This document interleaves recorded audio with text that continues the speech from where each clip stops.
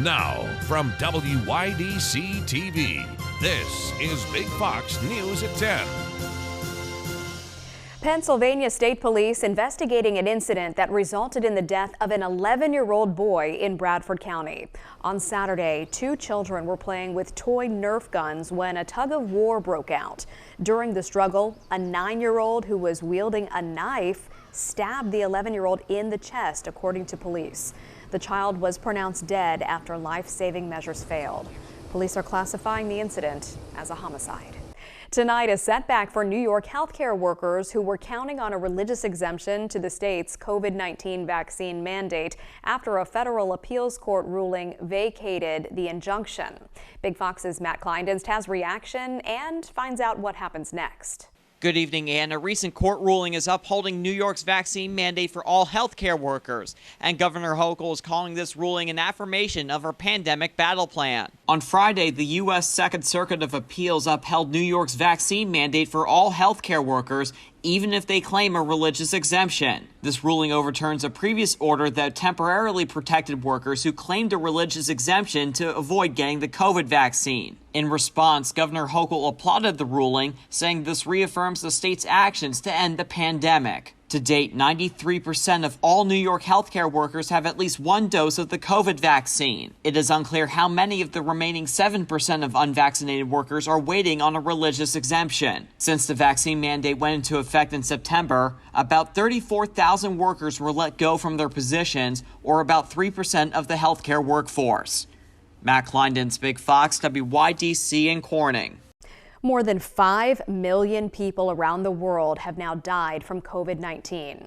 According to data from Johns Hopkins University, the global death toll has reached another major milestone, surpassing that 5 million mark, with the U.S. accounting for the highest cost in lives, recording more than 740,000 lives lost.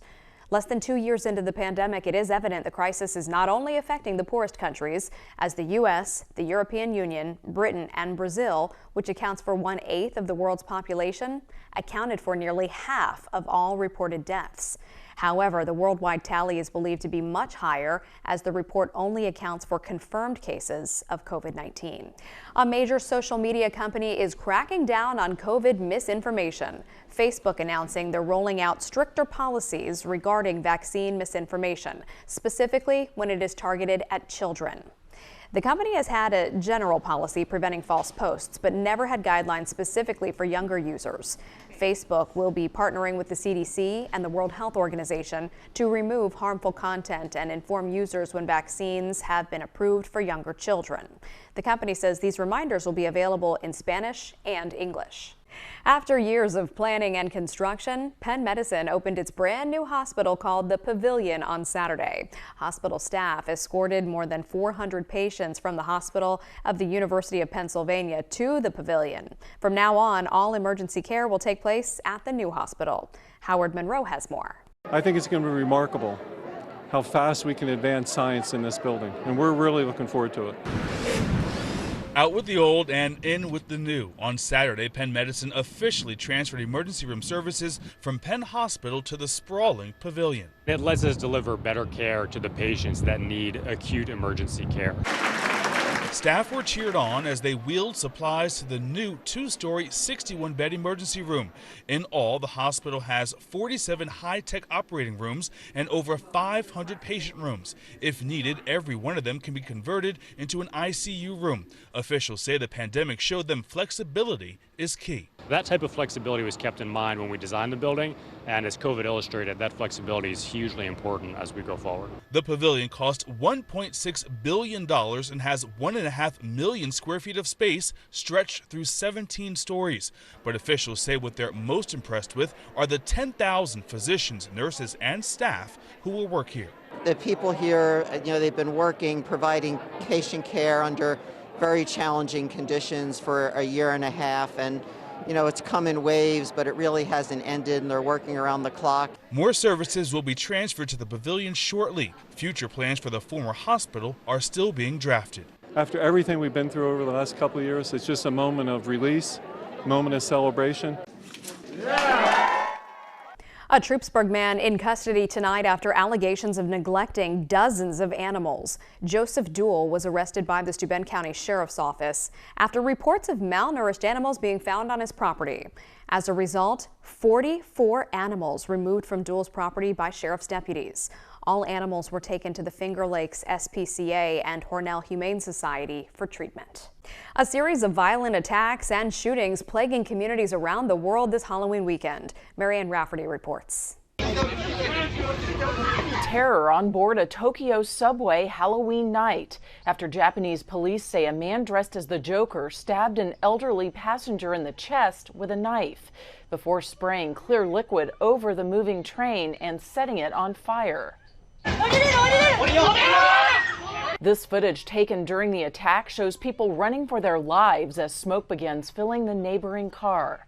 A 24-year-old suspect was arrested on scene, telling law enforcement he wanted to kill. At least 17 people were injured. The shooting just would never stop. It just kept going. Meanwhile, communities across the United States are recovering from a series of Halloween shootings. In Sacramento, California, at least 2 are dead and 5 others were injured after shots rang out at this banquet hall over the weekend. Police say roughly 400 people were attending an event called the Exotic Erotic Halloween Ball at the time. It's insane. It's crazy. Chaos also unfolding south of Chicago when a backyard Halloween party spiraled out of control. We tried to shut it down too. We tried to get it to stop and it just kept coming and coming in. The hosts of the party say dozens of uninvited guests began showing up to their house when shortly after, 2 suspects began firing off their weapons, killing at least 2 and injuring at least 12. Sadness also sweeping over the Lone Star State after a gunman killed at least 1 and injured 9 during a Halloween party along the Arkansas border. Police say the suspect has turned himself in. Marianne Rafferty, Fox News. A suspect arrested after a shooting in New Hampshire. It happened near the Southgate Shopping Plaza in the town of Seabrook, which is about 50 miles north of Boston. A shelter-in-place was issued for the shopping plaza. Police from the nearby town of Hampton later announced a suspect was in custody and that there was no longer a threat to the public. 1 person died in the shooting. New Hampshire State Police and the State Attorney General are investigating. Fiery, life-threatening moments caught on camera in New York over the weekend. An angry customer launching a Molotov cocktail into a shop, setting it on fire. Surveillance cameras captured the attack. Thalia Perez reports. He was threatening, I'm going to kill you, I'm going to burn the store, I'm going to burn the building down. Scary moments as a disgruntled customer follows through on his threat. It was a Molotov cocktail that police say Joel Mangle threw. Seconds later, everything was up in flames. Mohammed Abdullah's father owns the bodega, and Mohammed was working behind the counter when it happened. It was so fast, you won't believe it. I was there working in the deli. I had customers. Out of nowhere, I just heard the glass on fire in my face. It happened on Nostrand Avenue in Halsey just before 8 o'clock Saturday morning. Abdullah, seen here, says he ran through the flames to safety. He suffered burns to his arms and is thankful no one was seriously hurt. He says things could have been a lot worse if a quick-thinking Good Samaritan, seen here, didn't knock a second explosive to the ground. If the second one would have came here, the whole building would have been on fire. A police officer shot during an incident involving an armed suspect is released from a hospital in Philadelphia. Fellow officers saluted and applauded as Officer Julian Jones left Presbyterian Hospital this morning. He was shot last Tuesday during an incident involving a suspect who had a pickaxe and a hammer. The suspect refused commands to drop his weapons. At least 1 officer shot and killed the man. At some point, Officer Jones was also shot, although it's not clear how. He and a second officer are on administrative leave pending the outcome of an internal affairs investigation. President Biden is still overseas, hoping to get other nations on board with his climate policies. But back at home, his own party still can't find an agreement to a bill that he would like passed by the time he gets home. Lauren Blanchard in Washington with more. Will we seize the enormous opportunity before us? President Biden is in Glasgow, focused on climate issues and hoping to get other nations to agree to policies he is still trying to push through in D.C. We're standing at an inflection point in world history.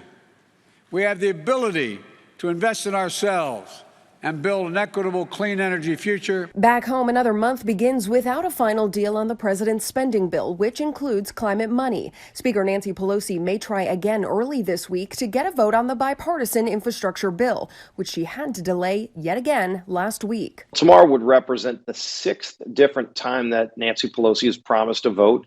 I still think, like the other 5, they're going to blow by it. But progressives have dug in and are still trying to add more climate and prescription drug funding. What we are trying to do is put together the most consequential piece of legislation in the modern history of this country. Despite the president touting a $1.75 trillion framework agreement last week. Sometimes we have to think about what we have and not so much what's not included.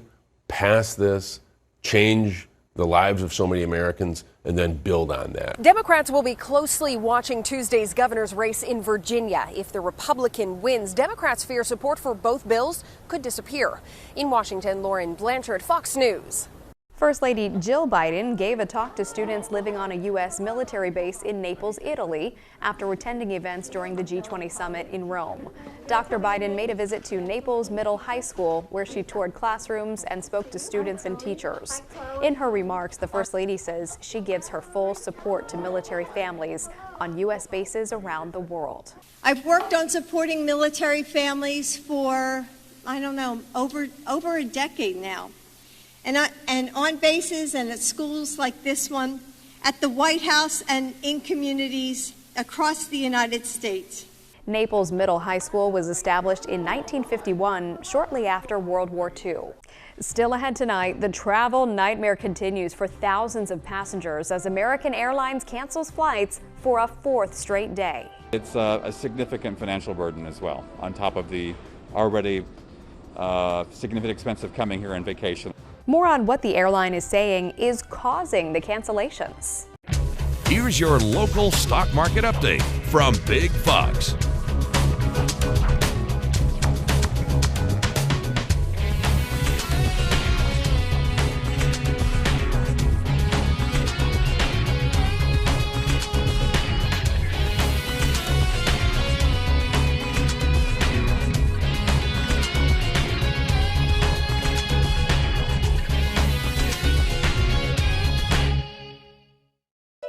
Now, your Twin Tiers forecast from Big Fox. Tonight's Big Fox forecast is brought to you by William Mattar. Good evening, everyone. It was pretty breezy today, and that has left us with temperatures that are a little bit cooler than they were yesterday. About 4 degrees cooler in Corning as well as in Bath, about 2 degrees cooler in Watkins Glen, and 4 in Wayland. And it gets even colder as we head into the next few days, especially in the overnight. And so there is the possibility of a frost or freeze by Wednesday morning with another system that will be riding in. So I want you to take a look at our temperatures in the early morning hours on Wednesday. It will be close to the freezing mark, right at freezing on Thursday, and it looks like below freezing Friday into your Saturday. So it looks like a growing season is coming to an end.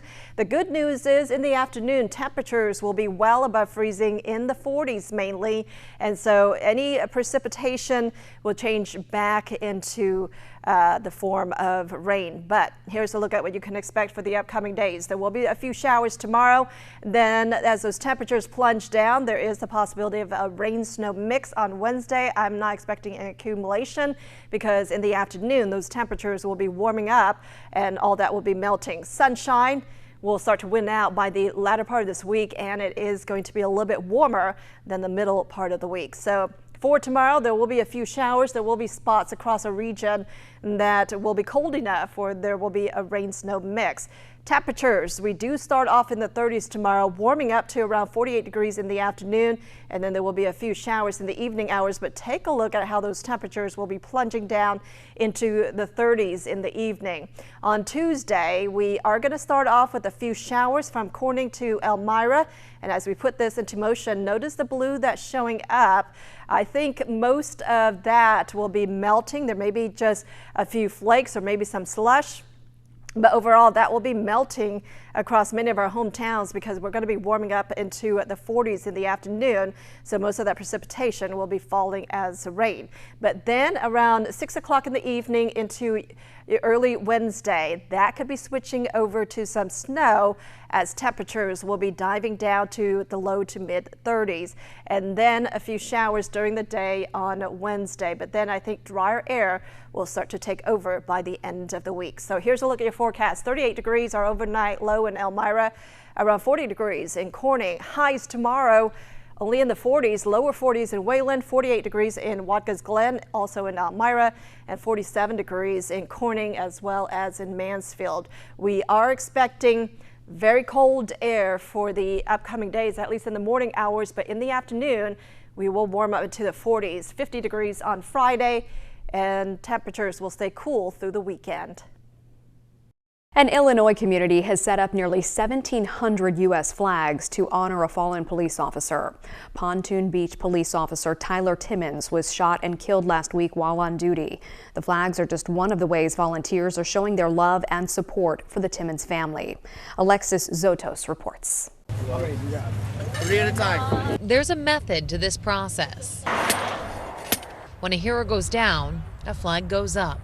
We do way too many of these, but it's the right thing to do. Around 100 volunteers help place flags on the 11-mile procession route for Officer Tyler Timmons. And it's a small task that we can do to show our appreciation and support the family and the fallen heroes. Annette Hepp is a military mom. This was something she said she could do in the aftermath of a tragedy that has rocked this Metro East community. Showing support, let these guys know we have their back. They have ours. It's also why local businesses, from bakeries to gun stores, are stepping up to raise money for the Timmons family. Tyler was a friend from many years ago. I worked with him when I was just out of high school, and he's been a friend and a regular with our shop for a long time, so we wanted to do what we could to give back to the family. Pontoon Beach officer Tyler Timmons was shot and killed while responding to a stolen car on Tuesday. He leaves behind a wife and a daughter. So far, in just one day, we've raised almost $1,000 for the Timmons family. At Piasaw Armory, they are donating all range fees this week to the family. From friends to complete strangers, there's no shortage of love and support pouring out for the Timmons family. When a fallen hero from their community goes down, they want to pay honor to that fallen hero. A major California city was just named unaffordable, the city of Sacramento, California. A new study taking average household incomes and then comparing it to median new home construction loans shows 80% of households in the Sacramento area are priced out of new homes. That median price is $650,000, which means residents need an income of about $128,000. But the average household income in the area is about $76,000. Construction spending declined in September. Spending on new single-family homes dropped 0.6%. Shortages and more expensive building materials are to blame for much of the home building decline. Spending also was weaker for non-residential construction. However, construction spending did see a 7.8% increase on a year-on-year basis in September. American Airlines is still working to get back on track after canceling hundreds of flights over the weekend. Mike Tobin has more from Chicago. It just got canceled out of nowhere. It's a familiar story among the thousands of air travelers who got stranded over the weekend. American Airlines alerting passengers by text that hundreds of flights were canceled for 3 straight days.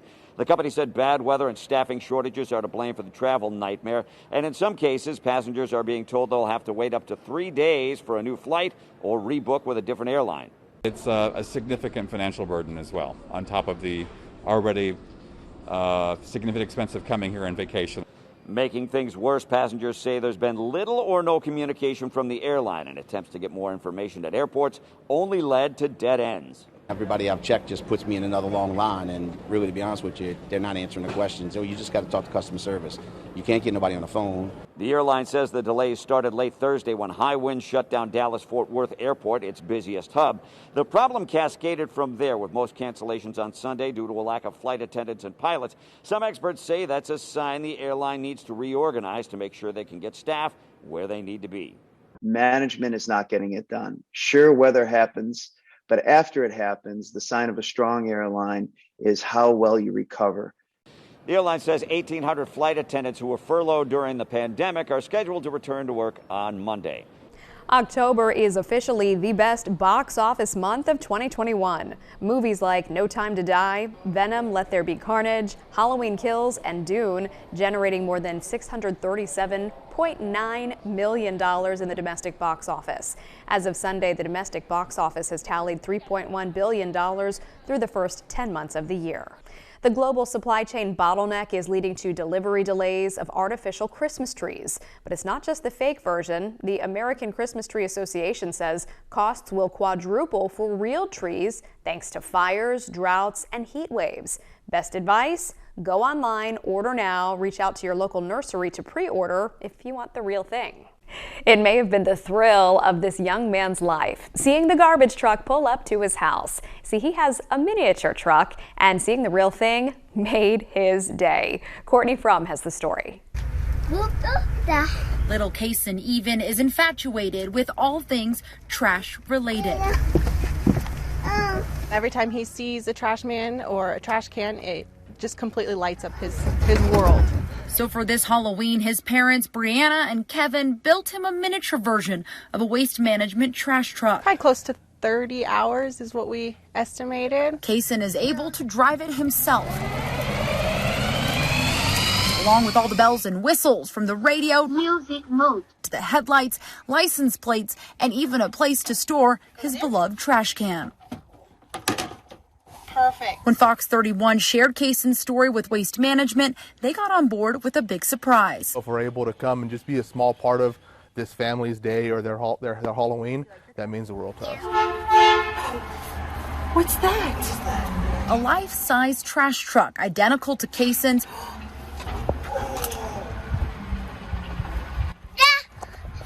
pulling up right outside their home in Firestone.